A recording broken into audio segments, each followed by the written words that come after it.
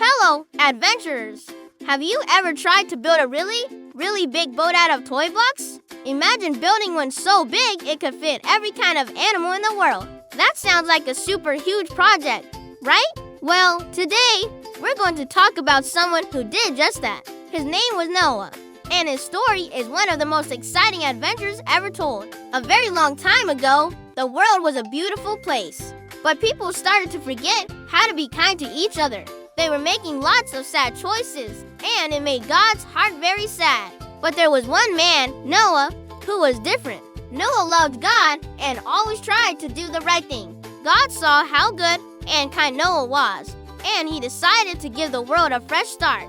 Like hitting a reset button, he told Noah, "I'm going to send a great, big flood to wash the world clean. But I want to save you, your family, and all the animals." So, God gave Noah a very special job to build a gigantic boat called an ark. This wasn't just any boat. It had to be enormous. God gave Noah the exact measurements.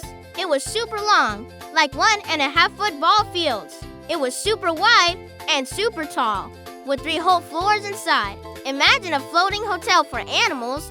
God told Noah to build it from a special, strong wood called gopher wood and to cover it all over with sticky pitch, which is like a natural super glue. To make sure it was completely waterproof, no leaks allowed. So Noah, his wife, and his 3 sons, Shem, Ham, and Japheth, and their wives got to work. Can you imagine what the neighbors thought? Noah was building a giant boat in the middle of dry land, far from any ocean. People probably laughed and pointed, saying, "Why are you building a boat, Noah? There's not a cloud in the sky." But Noah didn't listen to them. He listened to God. He knew this was important. For a very long time, for 120 years, Noah and his family kept on building. They sawed the wood, hammered the nails, and spread the sticky pitch. All this time, Noah also told people about the coming flood and God's plan, hoping they would change their ways and learn to be kind again. It was a long wait, but Noah's faith never wobbled. He trusted God completely. Finally, the day came when the huge ark was finished. It was magnificent. Then, the most amazing parade began. God sent the animals to Noah, 2 by 2. A boy and a girl of every kind of land animal and birds started walking, crawling, slithering, and flying toward the ark. Big elephants, tall giraffes, strippy zebras, fluffy bunnies, and tiny little ants, 2 of each. They all calmly marched up the big ramp and into the ark, finding their special places inside. Noah and his family made sure they had enough food for everyone, people and animals, for a very long journey. Once everyone was safely inside, God himself closed the big, heavy door of the ark. Noah, his family, and all the animals were tucked in, safe and sound. Then, the first drop of rain fell, and another, and another. Soon, it wasn't just raining, it was pouring. Water also came up from under the ground. The rain fell for 40 days and 40 nights without stopping. The water rose higher and higher, covering the fields, the trees, and even the tallest mountains. The whole world became one big ocean, but inside the ark, everyone was safe.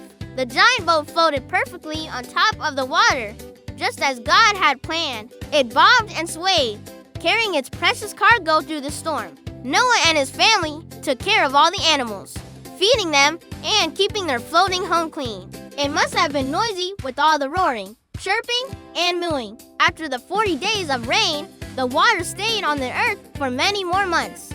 Finally, God sent a wind to blow over the water, and it slowly started to go down. The ark gently came to rest on the top of a mountain called Ararat. But was it safe to go out yet? Noah needed to check.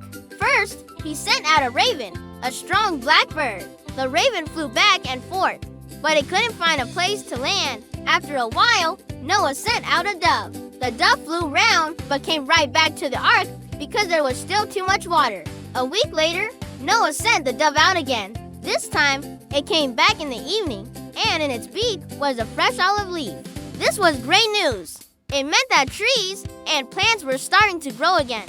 The water was really going down. Noah waited 1 more week and sent the dove out a final time. And this time, the dove didn't come back.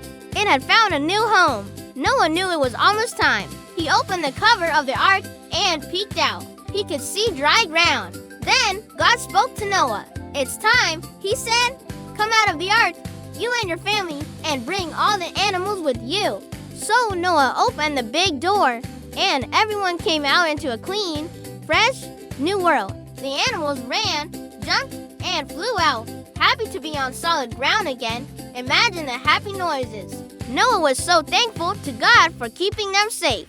The very first thing he did was build an altar to thank God for his goodness. God was so pleased with Noah's thankful heart. He made a very special promise to Noah, his family, and to every living creature on earth.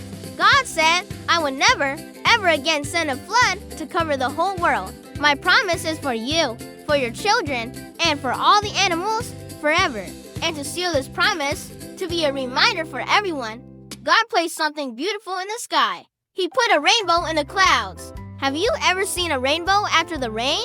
With its beautiful colors of red, orange, yellow, green, blue, and violet? God said, "Whenever you see this rainbow in the clouds, it will be a sign of my promise. It will remind you and me of my covenant, my special promise to never flood the entire earth again." The rainbow is a symbol of hope, a sign of a fresh start, and a beautiful reminder of God's love and faithfulness. The story of Noah's Ark teaches us about listening to God, having faith even when things are hard, and the importance of being kind. And every time we see a colorful rainbow arching across the sky, we can remember God's amazing promise that He made so long ago. It's a promise for you, for me, and for the whole world. What a wonderful adventure! Thanks for joining me on this journey through the Great Flood. Remember to always look for the rainbows in your life. Don't forget to like and subscribe for more amazing stories. See you next time, and God bless.